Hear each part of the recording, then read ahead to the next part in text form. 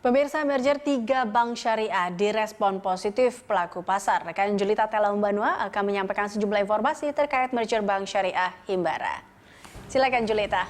Baik, terima kasih Eliza. Pemirsa, proses merger Bank Syariah Himbara telah dimulai dan berikut sejumlah informasi terkait merger Bank Syariah Himbara. Kita lihat.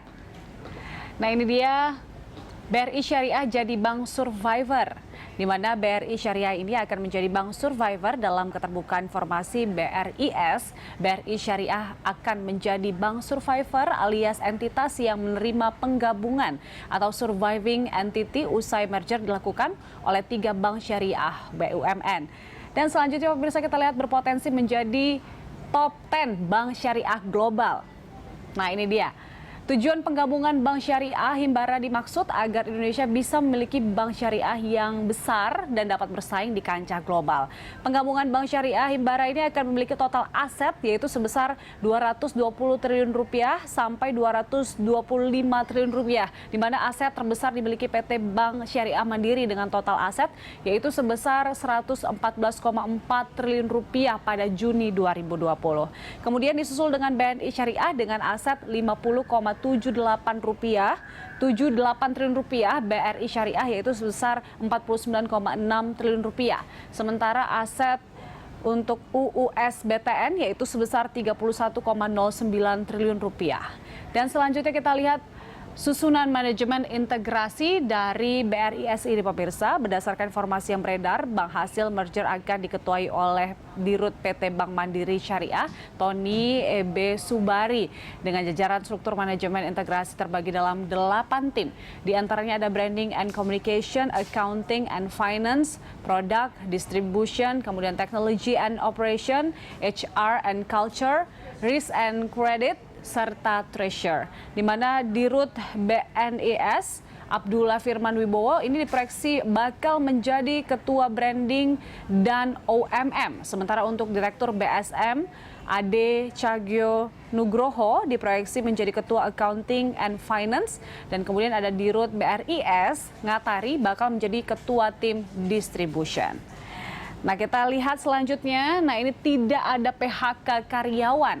Penggabungan diklaim ini tidak berdampak bagi karyawan di 3 bank syariah BUMN. Nantinya keseluruhan karyawan akan diintegrasikan untuk membangun bank syariah besar di Indonesia alih-alih di PHK. Nah, selanjutnya kita lihat. Rencana dari merger ini akan rampung pada Februari tahun depan, tahun 2021 pemirsa.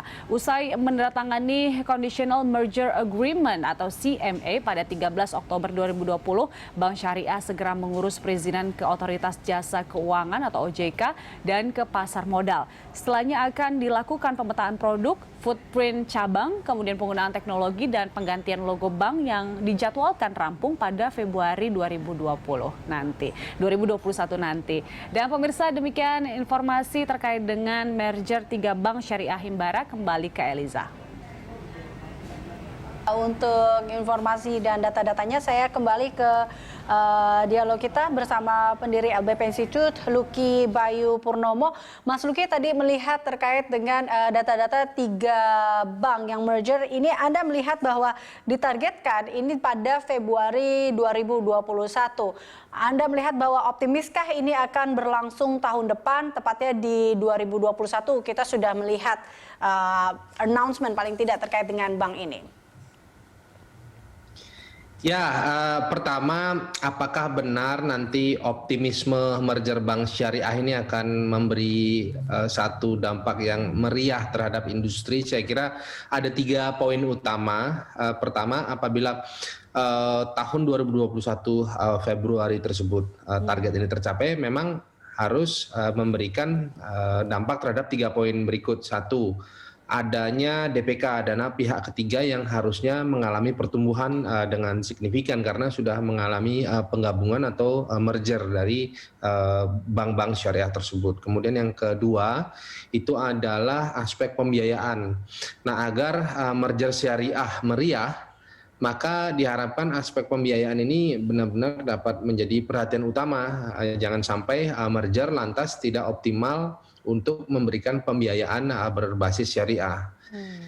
Kemudian yang ketiga, agar merger syariah ini meriah, memang total aset tersebut harus mengalami pertumbuhan, bukan hanya pertumbuhan dari hasil merger, tetapi justru setelah merger total aset ini harus mengalami pertumbuhan. Nah, optimisme itu dapat diperoleh dari beberapa tiga sentimen tadi yang menjadi 3 poin. Nah, untuk itu saya kira karena 2021 ini sudah sebentar lagi dan Februari, nah ini sebenarnya menjadi satu aksi korporasi yang baik untuk para entity ini benar-benar menyusun kembali buku mereka agar memang nanti tampil dengan buku yang baru itu menjadi satu hasil aksi korporasi yang menarik bagi pelaku pasar, baik investor hingga trader, terutama karena emiten mereka adalah emiten-emiten TBK, terutama BRI Syariah. Baik Mas Luki, bila mereka akhirnya melakukan sebuah strategi yang menarik, tentunya salah satu tujuannya yaitu dapat bersaing dan masuk dalam top 10 global bank syariah, ini bisa terwujud ya, seperti itu ya Mas Luki ya. Baik, terima kasih Mas Luki telah bergabung bersama kami. Pemirsa, Luki Bayu Purnomo, pendiri LBP Institute.